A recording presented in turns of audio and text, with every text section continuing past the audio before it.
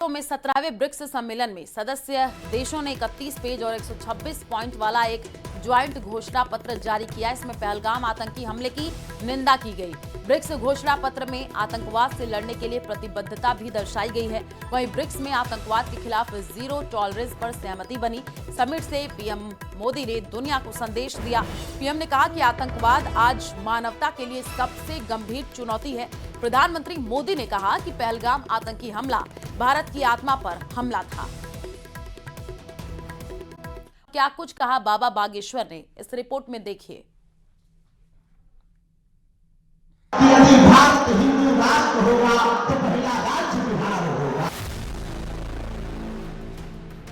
अपना सब लोग ध्यान रखना।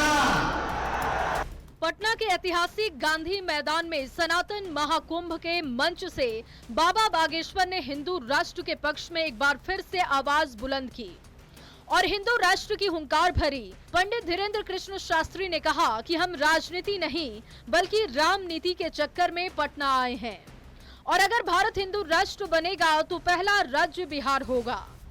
बाबा बागेश्वर ने अपने वही पुराने अंदाज में समर्थकों को बिहार के पागलों कहकर संबोधित किया और हिंदू राष्ट्र के समर्थन में नारे लगवाए।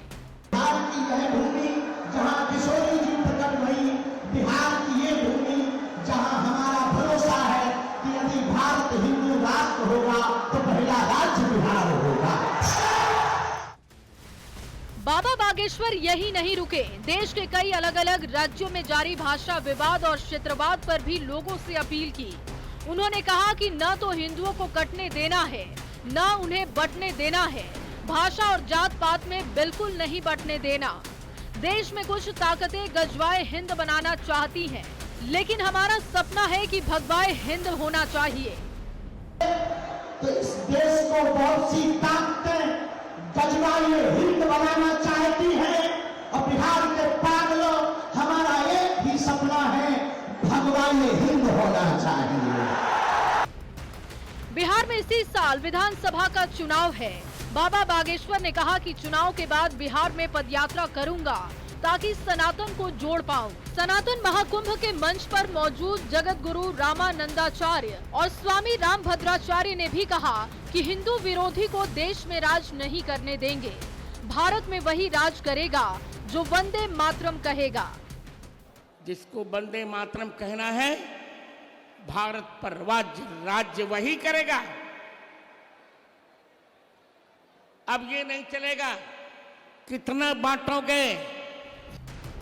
इससे पहले तरेत मठ में भी बाबा बागेश्वर ने भारत को हिंदू राष्ट्र बनाने की मांग की थी। बाबा बागेश्वर ने हर मकान में ध्वजा और हर माथे पर तिलक का सपना देखा है। उन्होंने कहा बिहार से उनका आत्मीय नाता है और वो बिहार का कर्जा जीवन भर नहीं भूल सकते। पटना संवाददाता विनीता मिश्रा के साथ ब्यूरो रिपोर्ट न्यूज़ 18।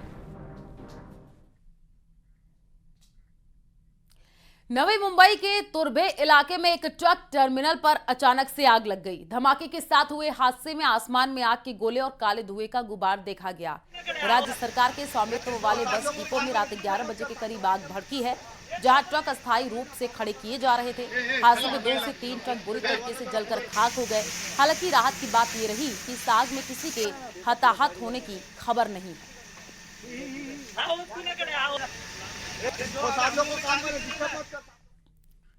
ब्राजील के रियो डी जनेरियो में 17वें ब्रिक्स सम्मेलन में सदस्य देशों ने 31 पेज और 126 पॉइंट वाला एक ज्वाइंट घोषणा पत्र जारी किया। इसमें पहलगाम आतंकी हमले की निंदा की गई। ब्रिक्स घोषणा पत्र में आतंकवाद से लड़ने के लिए प्रतिबद्धता भी दर्शाई गई है। वहीं ब्रिक्स में आतंकवाद के खिलाफ जीरो टॉलरेंस पर सहमति बनी।